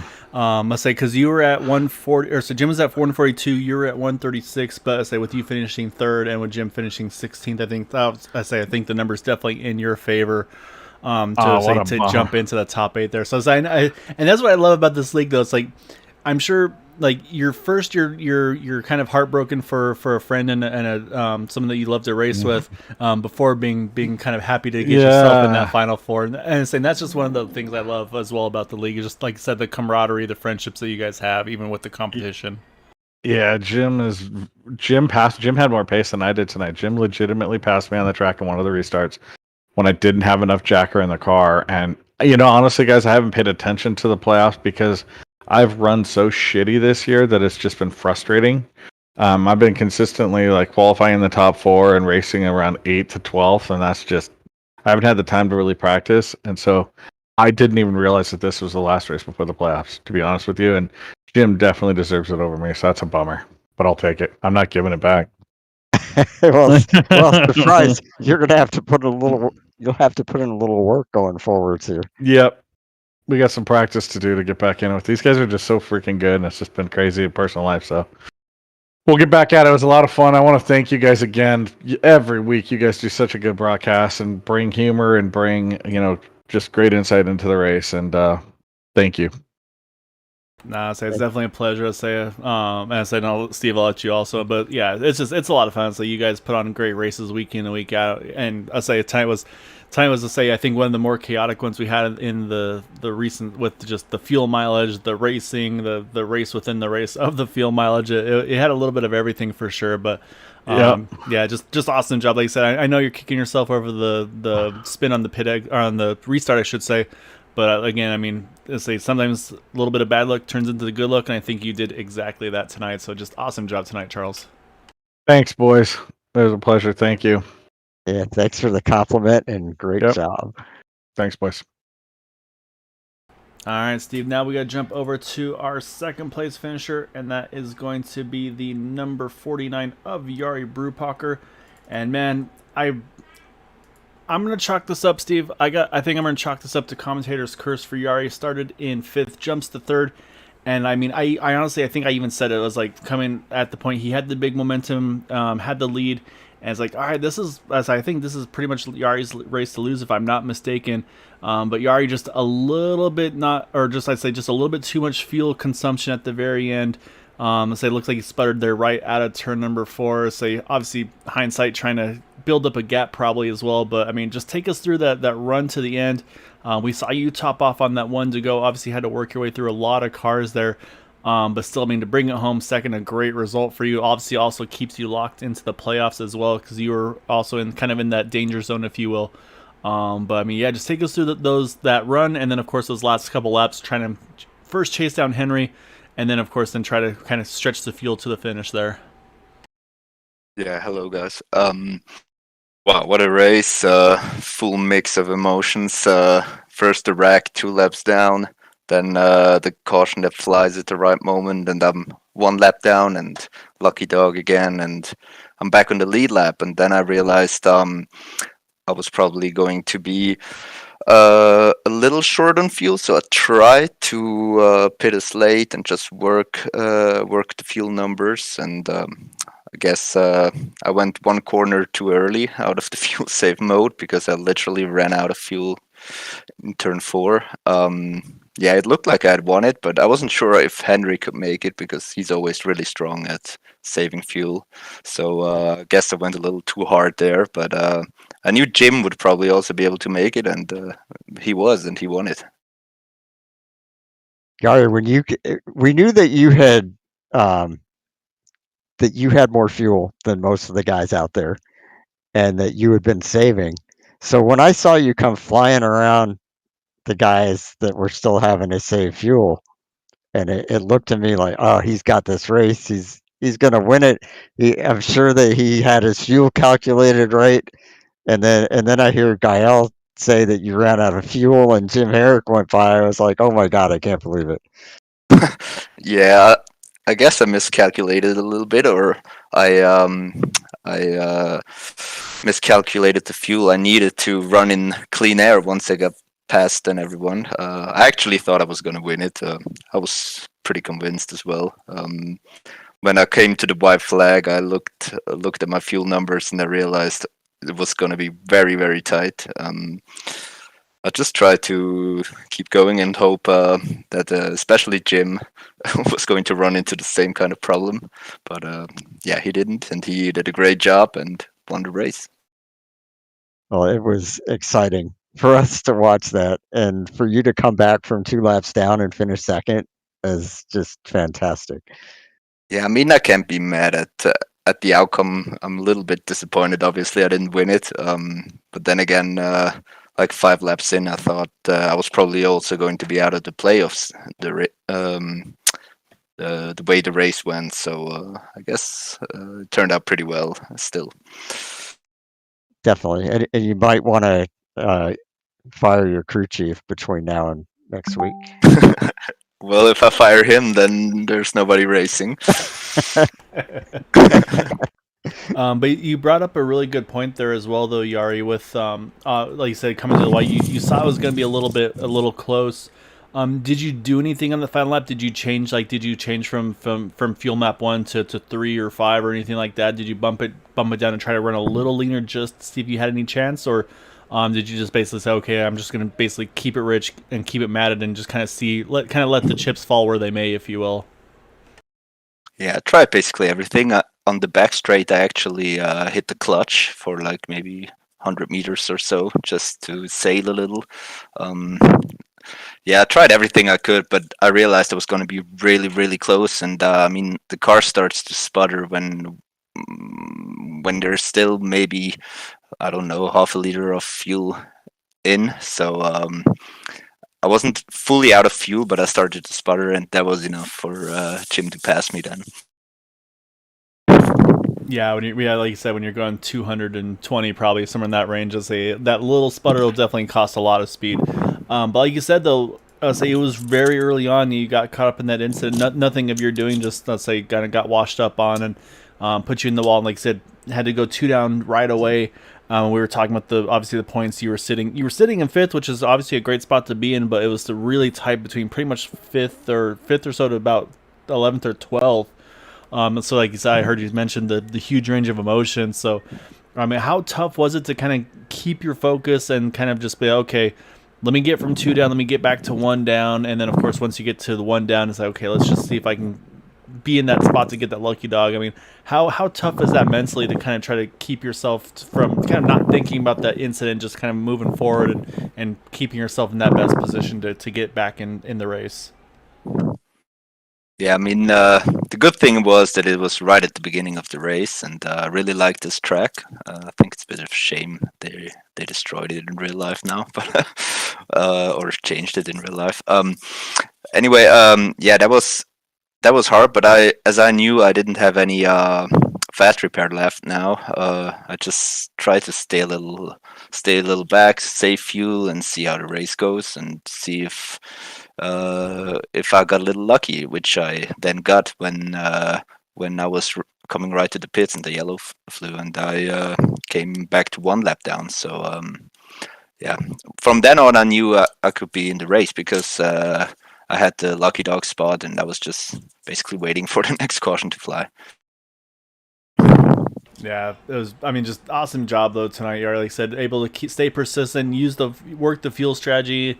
Did everything just near perfection, like I said. And I'm gonna take a little bit of blame on the fuel results as well. So I think that commentator's curse. I was kind of talking you up towards the end, pretty much acting like it was a done deal. So I probably sucked away a couple tenths of a liter from you as well there. So I'm gonna call apologies on my side on that one, but.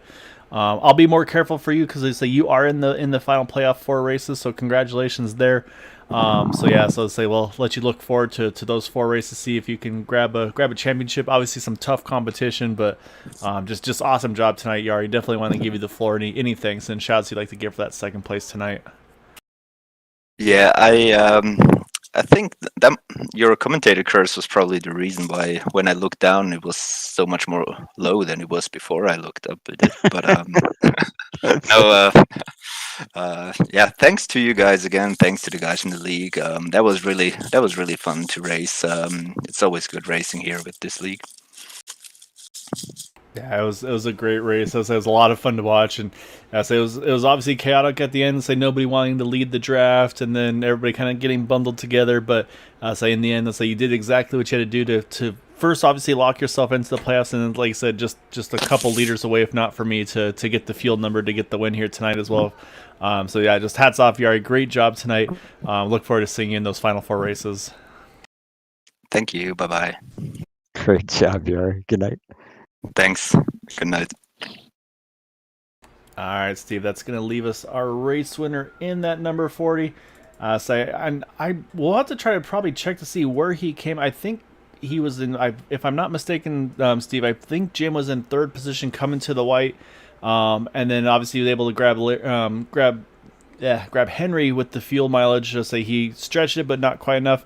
But then Jim, I mean, you see the 49 cars, the pace start to slow down coming out of four. Were you still skeptical that you'd have a chance to catch him before the line, or I mean, what was your thought process there coming to that checkered, seeing kind of looking like everything's going to kind of roll out perfectly for you there coming to the line?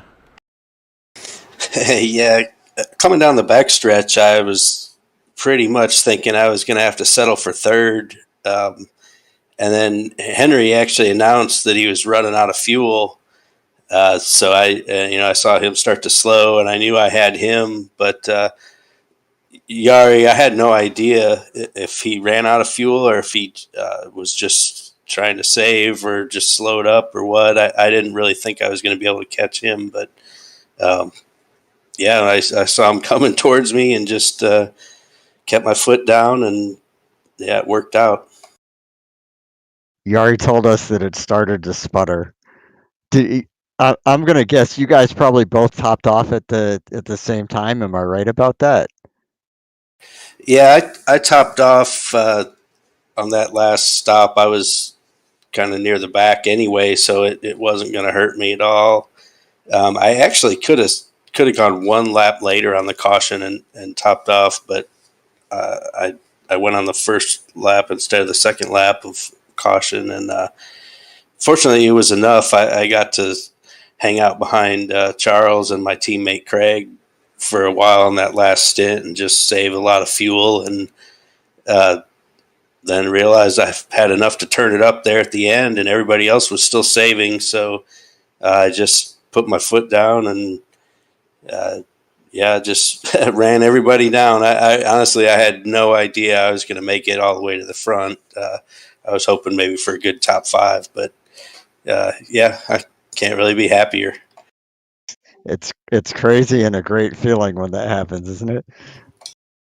It sure is. Jim, at one point, I think there was about 7 of you guys that were like all over top of each other and saving fuel, obviously. And it looked like it was kind of getting into accordion stuff going into the turns, and nobody wanted to lead. And I'm just wondering, what was that like for you? Yeah, everybody was saving pretty hard, so it wasn't really hard to stay with the pack, and everybody was lifting. That's actually what took me out last week.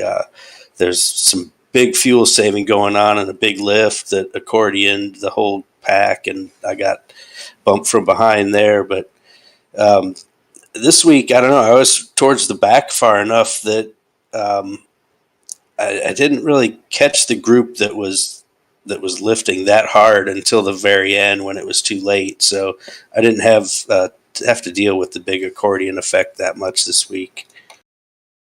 It's probably a good thing, because at one point you probably saw that Craig and Gary Corley got together. We thought that was going to bring out a caution, but it didn't. I knew Craig got into someone there and got his wing bent. That really kind of hurt his chances today. Him and I were basically on the same fuel strategy, and we're about to make a run there at the end together. But that damage, I think, kept him from getting to the front. Yeah, it definitely hurt him. We could see that. But for him to bring it home fifth with that damage is pretty damn good. Yeah, very happy with that. Good to see my teammate up there.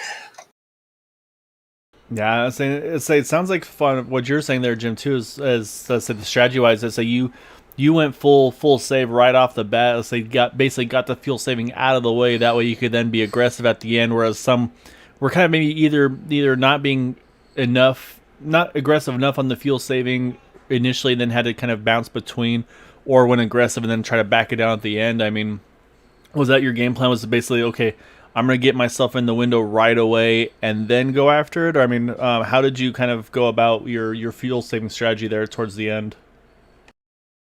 Yeah, in the last stint, for me, being at the back, it was a no-brainer, really. I think the best call is to save as much as you can because you have as many cars, in front of you to draft off of. And my plan was really just to save as much as I could until caution came out.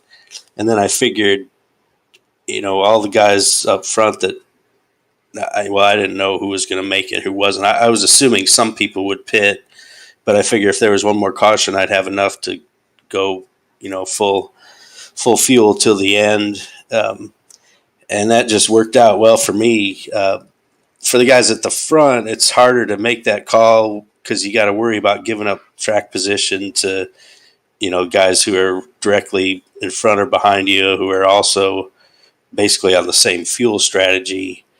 So, yeah, it's tough for them, and it was just an easy call for me to try and save as much as I could.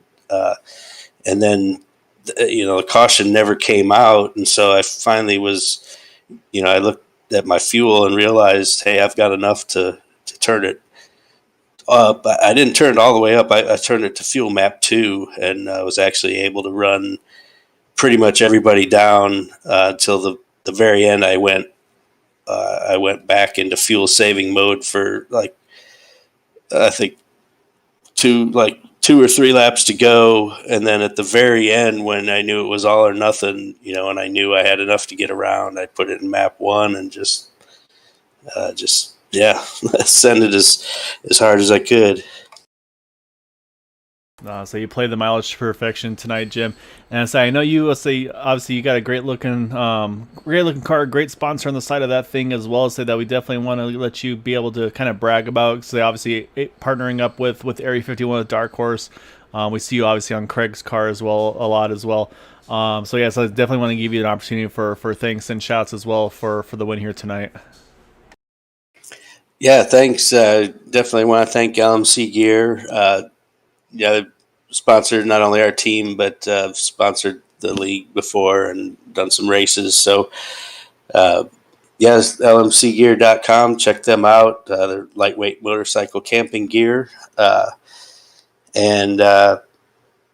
Just also want to thank everybody in Area 51 for putting on the league. It's been a lot of fun. I haven't really had the best luck this season. I've had plenty of issues, but it's still a fun bunch of guys to come out and race with. So I always have a good time. And thanks to you guys at Green White Checker for putting on the broadcast. I also just want to give a quick shout out to a couple family members. My wife, who's been laid up for weeks with a knee injury. Hopefully she's out there watching right now. And just give a little love to my good buddy Stubby, our cat, who was tragically killed on Friday, and we miss him a lot. So rest in peace, buddy, and thank you guys very much. Condolences on your cat. Mine is currently on my shoulders, and I know how attached to them we get. Yeah, I second that for Steve. That's Heather. There are our family members as well. So definitely thoughts to you and your family. I say it's always tough to lose the four-legged loved ones, is for sure. So we'll be thinking of you as well for sure, Jim. So I say hopefully it takes your mind off that a little bit as well. And like I said, hopefully your wife is able to heal up quickly and fully soon. But yeah, for now, try to enjoy this one as best you can, man. A great job tonight. It was a lot of fun. It was crazy. We had no idea who was going to have that one at the end. We thought we did, or at least I thought I did, and then I was proven wrong. But just awesome job tonight, though, Jim. Yeah, definitely try to enjoy this one. Well earned victory tonight. Yeah, thanks a lot. We're going to celebrate and enjoy this one. They don't come that often for me, so it's definitely a good feeling. All right, we can both relate to that. yes, we can. All right, congratulations, Jim. Yeah, definitely enjoy this one, and look forward to seeing you the remainder of the season, sir. All right, thanks, guys. Have a good night. Yeah, you too. Congrats. All right, Steve, that's our race winner in that number 40 of Jim Herrick. Matt Wagner trying to help him out to celebrate a little bit, but That 11 car just doesn't have the traction on the grass. Has the fuel, unfortunately, for Matt. Had to take that last pit stop, but I say that dropped him back to that 9th spot. But we do have the points, Steve, before we get things finished up here for tonight. Before we go into the points, our final 4 races, though, will be Kansas Speedway, followed by Phoenix, Twin Ring Motegi, and, of course, our finale at the Indianapolis Motor Speedway. So those will be our final 4 races. Obviously, a little bit of you'll have some separation in the dates a little bit here and there with the holidays, of course. So we'll definitely keep an eye on that. But we will be back next week on the 16th for that. However, now we go into the points. So it's going to be Nick DeGroot will be our regular season champion, 50 points over Matt Wagner. And then it's going to be Henry Bennett in 3rd, Jeff Heisong 4th. Yari Brupacher with his 2nd place finish will be in the 5th position after the season. Craig Forsyth salvages that great result for him as well, that top 5 that holds him in the 6th position. And Andrew Wood was worried about the points, but he's going to hang on to grab that 7th position. So he will be in those final 4. And then our final spot does indeed go to Charles Teed in the number 50. And was able to get a pretty good margin over the 9th place, which actually then turned into Carl Henderson, Steve. And say Carl able to jump up into 9th in points, about 13 behind Charles there. So the top 8, though, are going to be Nick DeGroot, Matt Wagner, Henry Bennett, Jeff Heisong, Yari Brupacher, Craig Forsyth, Andrew Wood, and Charles Teed. And that's a pretty formidable top 8 there. Yeah, that's going to be a stout group for sure. And I think we're going to see what we saw tonight, though. Obviously, the guys going for the championship. And again, it's not a winner-take-all finale. It's going to be who's the best out of those 4 races. So it's going to be all about points. Bonus points are going to come into play. Pole position, things like that are going to be extremely crucial. So definitely stick around for those final 4 races. But Steve, I was curious how Atlanta was going to go. They haven't run here before. I don't think we were disappointed with that one. That was a lot of fun. And, man, what a wild finish there at the end. Yeah, it definitely was, and definitely had to keep our wits about us. And sorry, I'm having trouble finding words at the moment. But With yeah, good it was a lot to try and keep on top of there at the end with all the crazy stuff that was going on, and it just wow, it turned out so different than we would have expected in the beginning. Yeah, exactly right. But I'll say it was a blast to be a part of. Always a pleasure, of course, Steve, to share the booth here with you. And like they said, though, hats off to all the drivers tonight. A very, very fun, exciting race tonight. Of course, also got to thank the guys over at Dark Horse partnering up here with Area 51. So if you're looking for more racing, we're in between seasons over there on the Wednesday nights. They run the DW12 cars, so definitely check them out as well. Dark Horse Racing. And of course, with us here on Green White Checker TV, we also share the broadcast booth with Max Speed TV. They broadcast Sunday and Monday nights with Area 51. And for us at Green White Checker TV, I will be back on Thursday night for the Super Speedway Truck Series. Until then, though, Steve, as always, sir, a pleasure. Love doing this with you. And look forward to next week. And for everybody watching, thank you so much for supporting us. Always a blast. But until then, I hope you have a wonderful evening, and we'll catch you back here on Thursday. Until then, have a good night. Had a blast tonight, Gael. Night, everybody.